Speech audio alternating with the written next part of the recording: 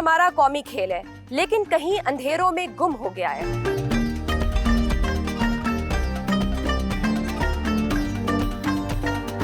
Pakistan hockey अपने ज़वाल से क्यों नहीं निकल पा रही? बाकमाल में हमारे आज के मेहमान हैं कौमी हॉकी टीम के कोच रेहान बट। आइए उनसे मिलते हैं। अस्सलाम वालेकुम। कैसी हैं आप? ठीक मैं हैं? बिल्कुल ठीक ठाक, आप कैसे हैं? अल्लाह का शुक्र, first class. Thank you for having us. Thank you.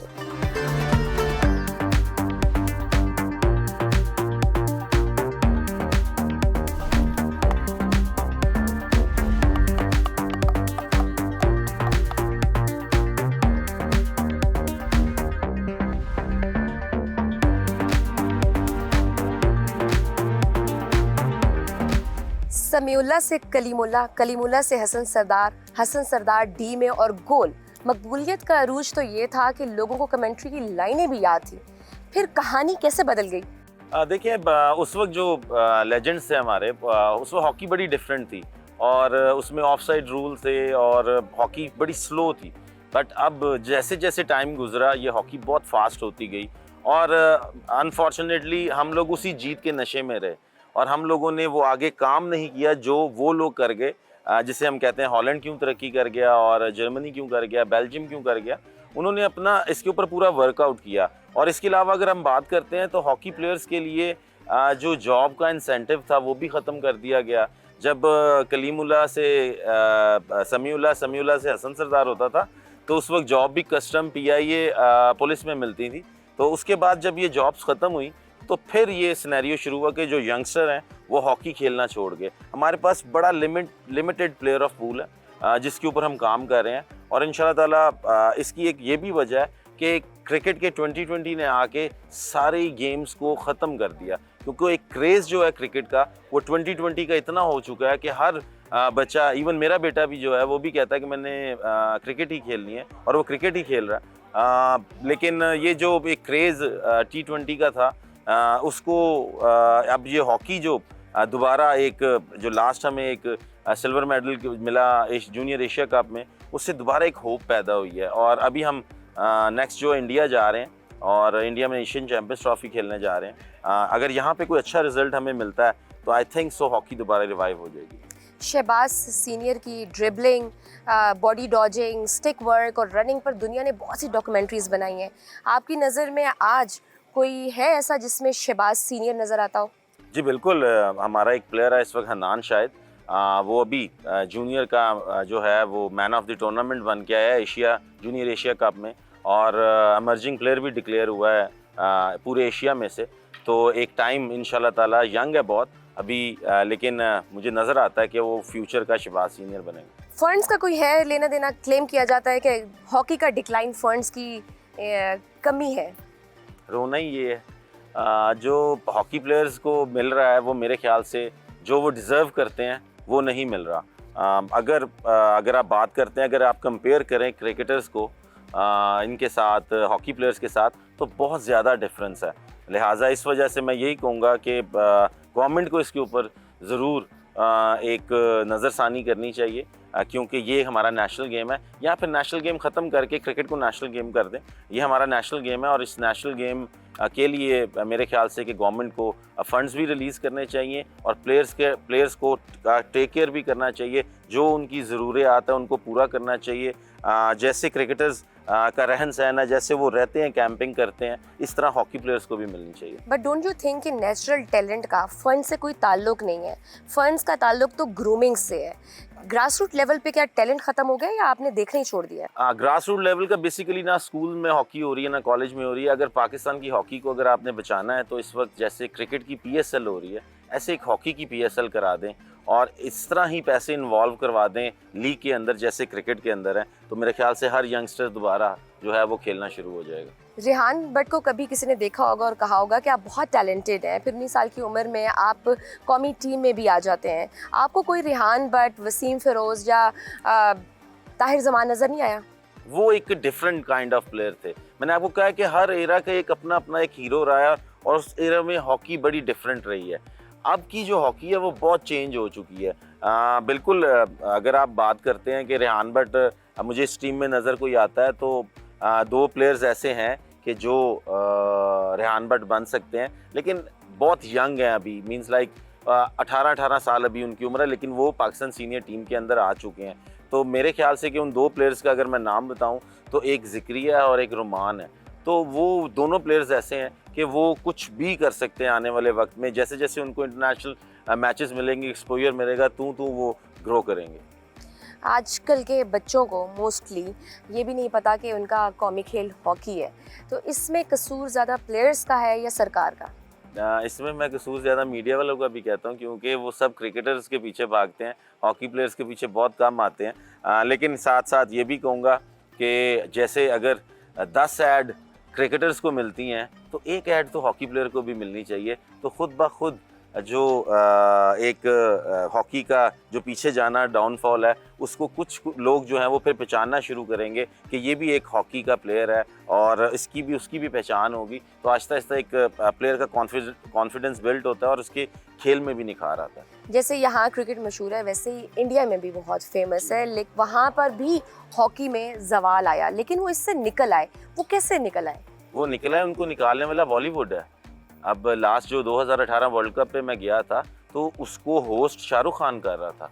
हमारे यहाँ पे कोई भी ऐसी सेलिब्रिटी जो है वो इस हॉकी को ऊपर लाने के लिए नहीं आती। अगर यहाँ पे अगर पाकिस्तान टीम जा रही है इंडिया एशियन चैम्पियंस ट्रॉफी खेलने, तो आज जैसे हम जिस ग्राउंड में बैठे हुए हैं तो यहाँ पे भी पाकिस्तान की सेलिब्रिटीज़ बैठी होनी थी, तो हर बंदे ने उसको फॉलो करना था। इंडिया को अगर किसी ने बाहर निकाला तो उनको उनकी इंडस्ट्री ने निकाला है, फिल्म इंडस्ट्री ने निकाला है, क्योंकि लोग उनको पसंद करते हैं, उनको देखते हैं। तो इसकी वजह से जो है वो हॉकी जो है वो इससे बाहर आई है। इसी तरह अगर यहाँ पे भी सेलिब्रिटीज़ जो हैं वो हॉकी प्लेयर्स के साथ आना बैठना शुरू करें, उनको सपोर्ट करना शुरू करें, तो डेफिनेटली ये हॉकी भी इस दलदल से बाहर आ जाएगी। फॉरेन कोचेस ने इंडियन हॉकी को दोबारा उठाने में बहुत अहम रोल प्ले किया है, तो हमारे यहाँ पाकिस्तान में कितना इफेक्टिव हो सकते हैं फॉरेन कोचेस? फॉरेनर कोचेस बिल्कुल इफेक्टिव हो सकते हैं, बट हमारे पास देखिए मैंने 2 साल असिस्ट किया है रोलैंड ऑल्टमैन को, जो डच कोच था। अब मैंने उससे जो सीखा है वो मैं अब इम्प्लीमेंट कर रहा हूँ। हम डच कोच को 60 हज़ार यूरो देते हैं, लेकिन हम अपने जो हमारे पाकिस्तानी कोचेज़ हैं जो सीख चुके हैं सारी चीज़ें, उनको हम पैसे देने को तैयार नहीं हैं। पाकिस्तान के पास पहले ही इतने फंड नहीं है कि वो फॉरेनर कोच अफोर्ड कर सकें, लेकिन अगर कोई फॉरेनर कोच रखा जाए तो ग्रास रूट लेवल, जो मैं कहता हूँ ना, एक एकेडमी छोटी बच्चों के साथ रखा जाए ताकि वो वहाँ से ग्रो करे, और जब वो बच्चे 4 से 5 साल उसके पास रहें तो वो जब पाकिस्तान सीनियर टीम में आए या जूनियर टीम में आए तो वो वेल पॉलिश हो। मौजूदा वसाइल में रहते हुए हम वर्ल्ड कप और ओलंपिक्स गोल्ड मेडल कब दोबारा जीत सकते हैं? मौजूदा सूरत हाल को देखते हुए देखें, अभी तो पहला टारगेट है हमारा ओलंपिक्स को क्वालिफाई करना। अभी आगे एशियन गेम्स आ रही है सितंबर में, वो क्वालिफिकेशन राउंड है। फिर लाहौर में जनवरी में जो है प्री क्वालिफिकेशन राउंड स्टार्ट हो रहा है, और ये पाकिस्तान को 22 साल के बाद जो है होस्ट करने का मौका मिला है। ये एक बहुत खुशाइन बात है कि बाहर की टीमें जो हैं वो पाकिस्तान में आके खेलेंगी हॉकी, और फिर एक यंगस्टर्स का जो एक जैसे आप कहते हैं ना कि उसमें एक जज्बा पैदा होगा, क्योंकि बहुत देर से हॉकी के जो मैचेस हैं वो यहाँ पे नहीं हुए। लेकिन शुक्र अल्हम्दुलिल्लाह इस जनवरी में 2024 में पाकिस्तान एक इवेंट होस्ट कर रहा है जिसमें 8 मुल्क शिरकत कर रहे हैं। So you are pretty sure कि रिवाइवल होने जा रहा है? बिल्कुल इंशाल्लाह। राइट, ठीक है, हम लेंगे एक छोटी सी ब्रेक, देखते रहिए बाकमाल।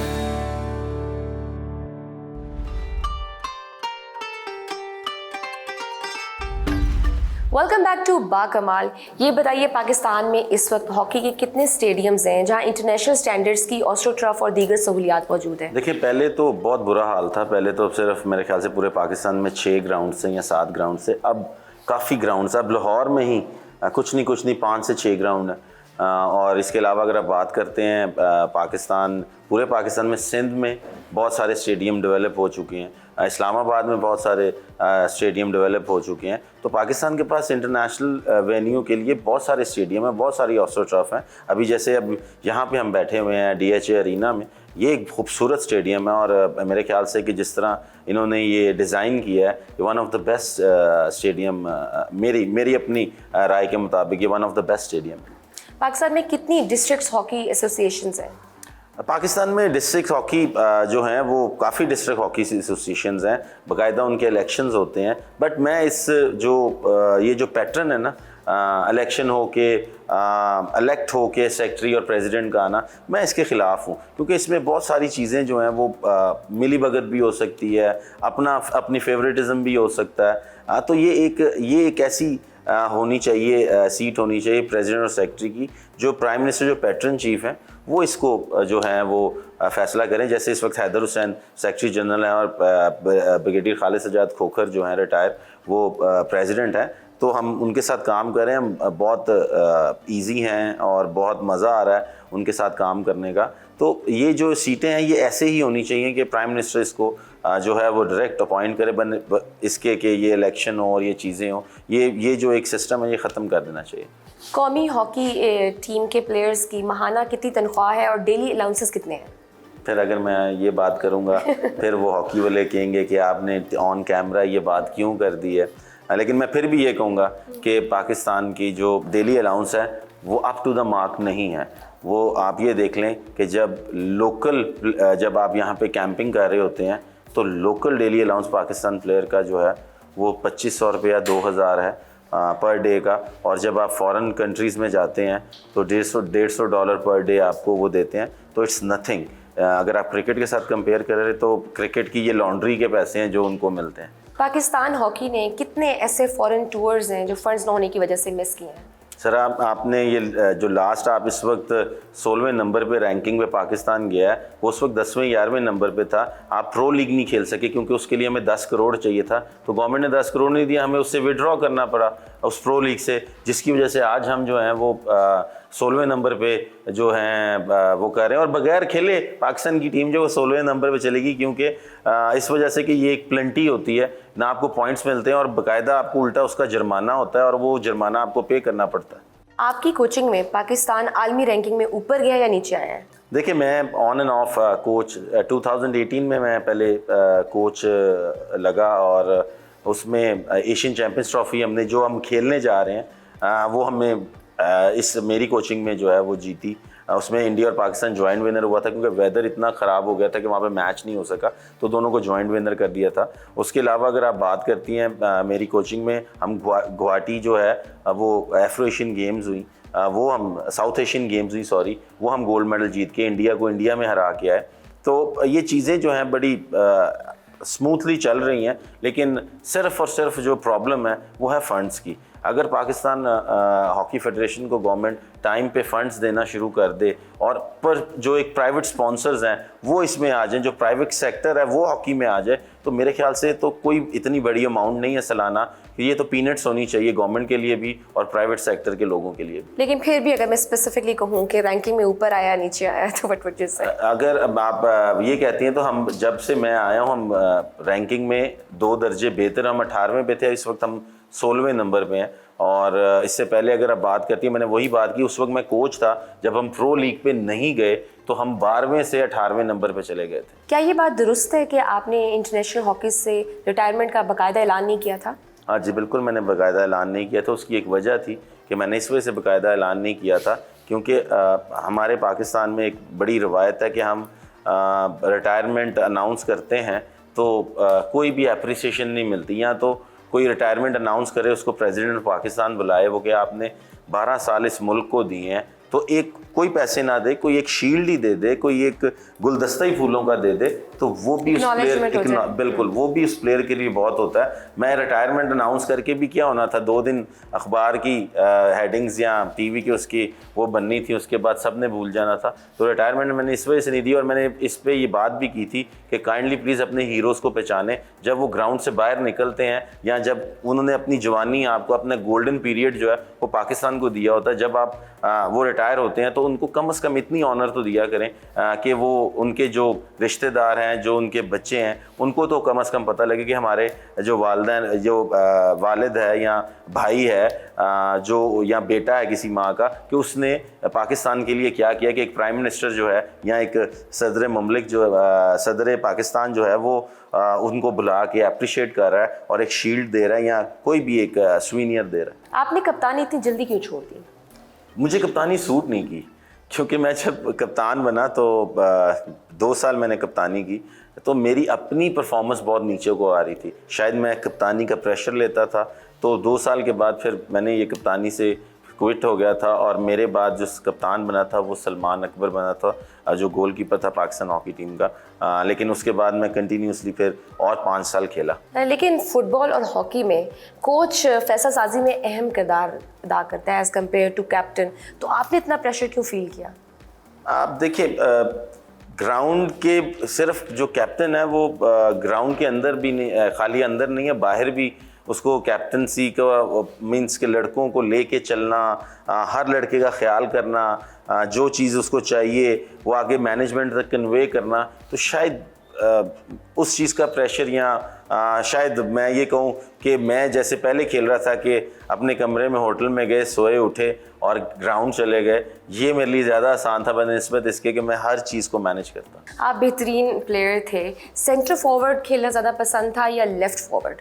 नहीं, मुझे सेंटर फॉरवर्ड खेलना बहुत पसंद था और जितने भी मैंने गोल किए हैं इंडिया को वो सेंटर फॉरवर्ड खेलते हुए किए हैं। सेंटर फॉरवर्ड मेरी फेवरेट पोजीशन। आपका फेवरेट प्लेयर कौन सा था? देखिए, मैंने हमेशा शहबाज सीनियर को आइडलाइज किया और जब मैंने छोटा था तो मैंने एक तस्वीर शहबाज सीनियर साहब के साथ खिंचवाई सन 1990 में, और जब मैं 2001 में पहली दफ़ा कैंप में आया तो शहबाज सीनियर साहब का लास्ट कैंप था और मेरा वो फर्स्ट कैंप था। ये भी टाइम मैंने देखा है। गोल कीपिंग बहुत अहम पोजीशन होती है हॉकी में, इसके अलावा और कौन सी अहम पोजीशंस होती हैं? देखिए, गोल कीपर ये एक टीम गेम है, हर पोजीशन ही इंपॉर्टेंट है। अगर आप किसी भी पोजीशन पे लैग करेंगे तो जो ओपोनेंट है वो वहीं से उसको जो है वो अटैक करेगा। तो हर पोजीशन ही हॉकी में जो है वो इम्पॉर्टेंट है और बड़ा फोकस होकर खेलना पड़ता है हर प्लेयर को। बाकी गेम्स की तरह रूल्स चेंज होना शुरू हो गए हैं हॉकी में भी, तो ये जो चेंजिंग आ रही है वो एशियंस के लिए, हम एशियंस के लिए फेवरेबल है या यूरोपियंस के लिए ज़्यादा फेवरेबल है? नहीं, पहले जो चेंजेस आ रही थी वो तो यूरोपियंस के लिए फेवरेबल होती थी, क्योंकि FIH जो इंटरनेशनल हॉकी फेडरेशन है उनका जो प्रेसिडेंट है वो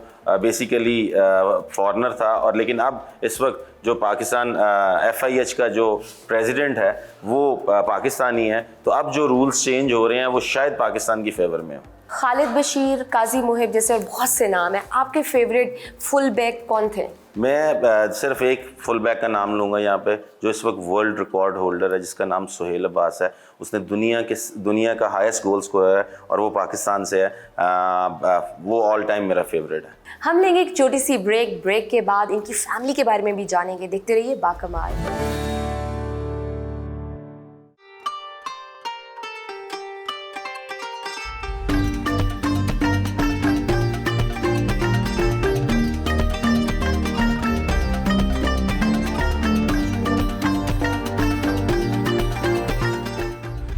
वेलकम बैक टू बाकमाल। ये बताइए कि स्कूलिंग आपकी किस शहर से है और क्या आप भी बाकी प्लेयर्स की तरह पढ़ाई में नॉर्मल थे? मैं बेसिकली हूँ लाहौर का, और जो मेरा स्कूल है वो गवर्नमेंट मॉडल हाई स्कूल था, क्योंकि मैं वहाँ पे इस वजह से था क्योंकि वहाँ की हॉकी टीम बड़ी अच्छी थी और वहाँ का एक टूर्नामेंट होता था जाफर मेमोरियल। वो खेलने का मुझे बड़ा शौक़ था। वो जब मैंने खेला तो उसमें मैं मैन ऑफ द मैच हुआ और मुझे मैं क्लास 8th में था तो मुझे उम्रे का टिकट गिफ्ट मिला, जिस पे मेरे वालिद साहब ने उम्रा किया।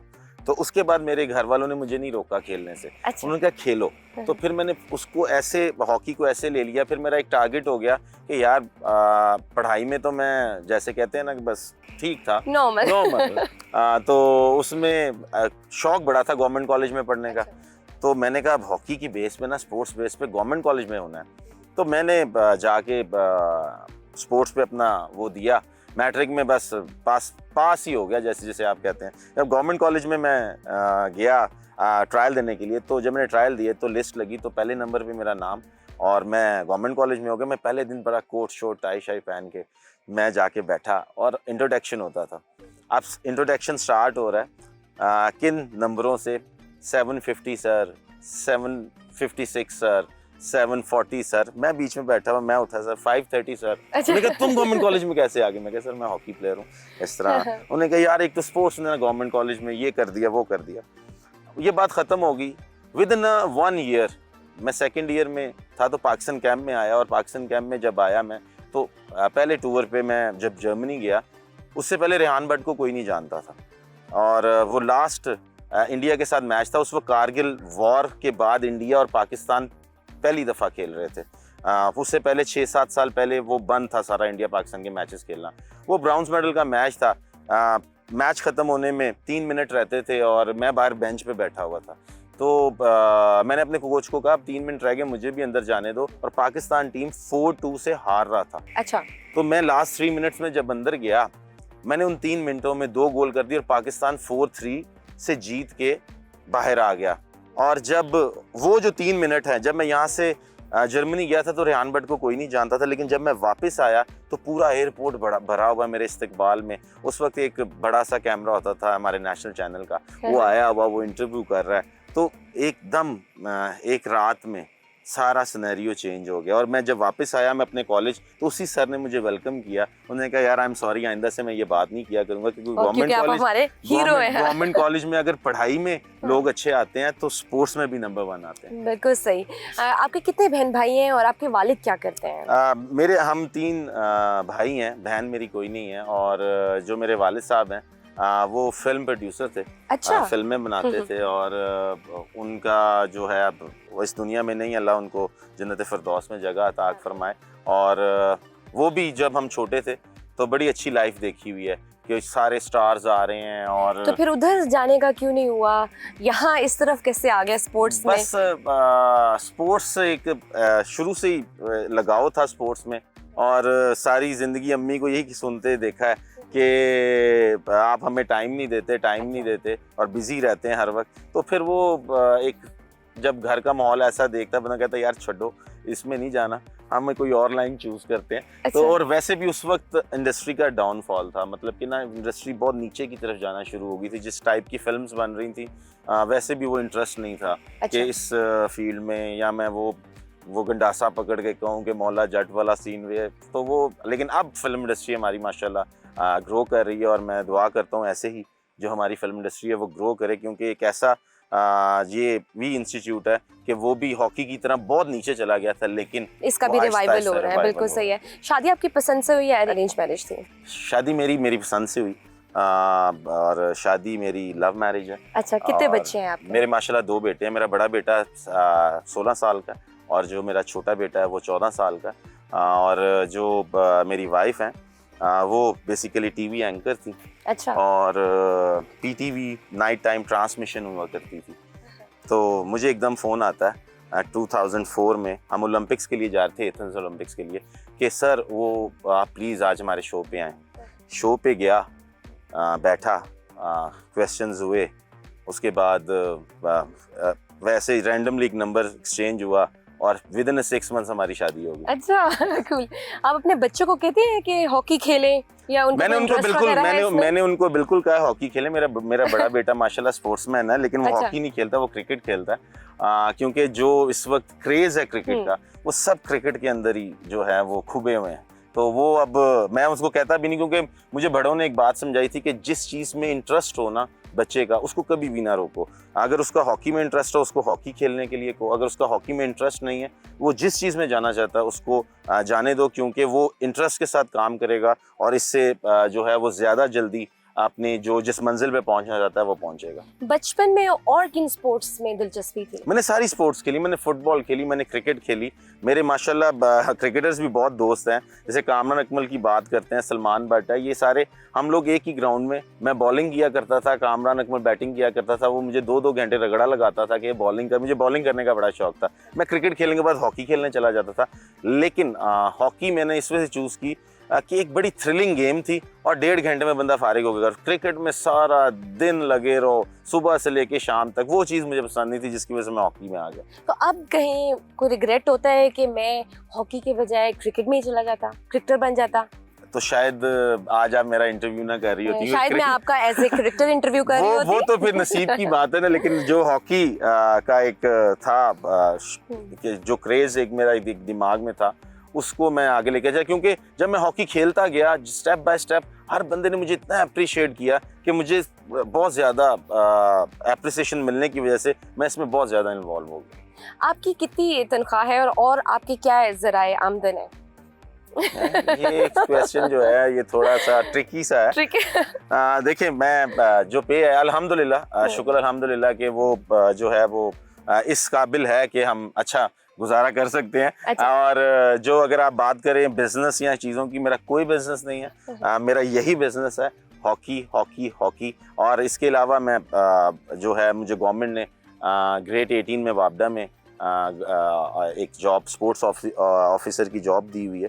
तो अल्हम्दुलिल्लाह सब ठीक चल रहा है। फिट रहने के लिए कोई खास किस्म के खाने खाते हैं या सब कुछ नहीं, खा मैं लेते सब हैं? कुछ खाता हूँ। मैं अच्छा।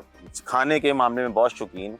और मैंने स्पेशली मुझे जो पसंद है वो सारा देसी फूड पसंद है। अच्छा। जैसे पाए हैं, उसके बाद आप बिरयानी कह लें, उसके बाद पालक गोश्त कह लें, निहारी कह लें, ये सारे मेरे फेवरेट हैं। हाँ। खाने के मामले में अभी जब मैं इंडिया जा रहा हूँ, मुझे प्रॉब्लम ही एक होनी है, वो नहीं है खाने की। क्योंकि जिस शहर में हम जा रहे हैं चेन्नई, वहाँ पे साउथ इंडियन खाने हैं। और साउथ इंडियन खाने जो हैं वो बहुत, उनका टेस्ट बड़ा अजीब किस्म का होता है। तो अगर मुझे कोई प्रॉब्लम होगी इंडिया में, वो खाने की ही होगी। इसके अलावा बाकी सब ठीक चलेगा। इंडिया से मैचेस खेलते हुए प्रेशर फील होता था? बहुत ज़्यादा प्रेशर, क्योंकि वाहिद इंडिया जो है वो ऐसा मैच होता है कि जिसमें हमें बहुत ज़्यादा जो पीछे से टेलीफोन कॉल्स आती हैं ना कि कल इंडिया से मैच है, कल नहीं हारना, बेशक सारे मैच हार जाओ, ये हमें और अंडर प्रेशर करती हैं। तो फिर भी हम उसको बड़ा इजी लेके नॉर्मल जैसे हम दूसरी टीमों के साथ कैसे हैंडल करते थे उस प्रेशर को? उसको हैंडल करने की सिर्फ सिंपल काम कि आपने कोई गुस्सा नहीं करना, कोई प्रेशर नहीं लेना। और उसका बेहतरीन तरीका पता है क्या है? कि आप मैच से पहले सुकून से अपने कानों में एयरपॉड्स लगाएं और जो आप देखना चाहते हैं, सुनना चाहते हैं, वो सुने। और जब वार्म अप हुए हैं उसके बाद आप ग्राउंड में चले गए। जब आप ग्राउंड में चले जाते हैं उसके बाद सब प्रेशर खत्म हो जाता है। राइट। हॉकी में सबसे ज्यादा यादगार लम्हा कौन सा था? हॉकी में सबसे वही जिस दिन मेरी ज़िंदगी बदली, जिस दिन लोगों ने रेहान भट्ट को पहचाना, जब मैंने इंडिया को लास्ट 3 मिनट्स में 2 गोल किए, उसके बाद हर चीज़ ही चेंज हो। सालाना कितना फंड मिले तो हमारी पाकिस्तान हॉकी टॉप 3 में आ सकती है? देखिए, सालाना अगर 50 से 60 करोड़ रुपया पाकिस्तान हॉकी फेडरेशन को मिले तो ही हम हॉकी को कम बैक रिवाइवल कर सकते हैं उसका। क्योंकि उसकी मेन वजह ये है कि इस वक्त जो हमारी इकॉनमी है वो इतनी नीचे जा चुकी है कि अगर जो पहले 1 करोड़ का टूर होता था वो 3 करोड़ में होता है। क्योंकि पहले 100 रुपये का डॉलर था, अब 300 रुपये का डॉलर है। तो इस वजह से जो है वो खर्चे बहुत ज़्यादा हो गए हैं टूर्स के ऊपर। लेकिन इतना पाकिस्तान फेडरेशन के पास फंड नहीं होता और इतना गवर्नमेंट भी नहीं देती। तो अब कितना मिलता है करंटली? देखिए, जो करंट सिचुएशन है, सिंध गवर्नमेंट 10 करोड़ रुपया देती है सालाना। और जो हमारी फेडरल है उसमें आप उनका दिल करे तो वो 20 करोड़ दे देगी, उसका दिल करे तो कुछ भी ना दे। तो ये कोई एक ऐसा वो नहीं है फिक्स पैमाना। इसको एक रिटन राइटिंग में फिक्स कर देना चाहिए कि पाकिस्तान हॉकी फेडरेशन को सालाना इतने पैसे दिए जाएंगे। आपको मालूम है इंडिया में कितना फंड मिलता है? इंडिया का जो फंड है वो मेरे ख्याल से कि सालाना जो है वो 3 अरब रुपये है, इंडियन रुपीस। और अगर हम पाकिस्तान में कन्वर्ट करें तो आप खुद अंदाज़ा लगा सकती हैं कि वो कितने पैसे होंगे। इंडियन गवर्नमेंट ने बहुत ज़्यादा पैसा इन्वॉल्व किया है अपनी हॉकी के अंदर, जिसकी वजह से आज उनकी हॉकी जो है वो टॉप 3 दोबारा से रिवाइव कर गई हुई है। बिल्कुल। पोएट्री में आपको कोई इंटरेस्ट है? बिल्कुल नहीं, मेरी बीवी इसी वजह से मुझसे नाराज रहती है। अच्छा। वो मुझे शेर सुनाती है, मैं सो जाता हूँ। गाने भी नहीं सुनते? हाँ, गाने सुन लेता हूँ। अच्छा, किस किस्म का म्यूजिक सुनते हैं? हर किस्म का, मीन्स के लाइक जब मैं मूड पे डिपेंड है। जब मैं खेलने के लिए आ रहा हूँ या खिलाने के लिए आ रहा हूँ, बड़े एग्रेशन के साथ आना चाहता हूँ तो फास्ट म्यूज़िक सुनता हूँ। और जब बड़ा ज़रा सुकून लेना चाहता हूँ, ज़रा टेंशन में होता हूँ तो थोड़े स्लो म्यूज़िक सुनता हूँ। तो हर तरह के कोई फेवरेट अपना गाना भी सुना दे हमें। मैं हॉकी प्लेयर सिंगर तो नहीं हूँ लेकिन मैं कोशिश करता हूँ जी। पहली नजर में कैसा जादू कर दिया, तेरा बन बैठा है मेरा जिया, जाने क्या होगा क्या पता, इस पल को मिलके आज ही ले जरा। वाह, आप में तो ये हिडन टैलेंट है, आप अच्छे सिंगर भी हैं। चलिए, इसी खूबसूरत नोट पे अपने व्यूअर्स से इजाजत चाहेंगे। बाकमाल देखना ना भूलिएगा। मुझे दीजिए इजाजत। अल्लाह हाफिज।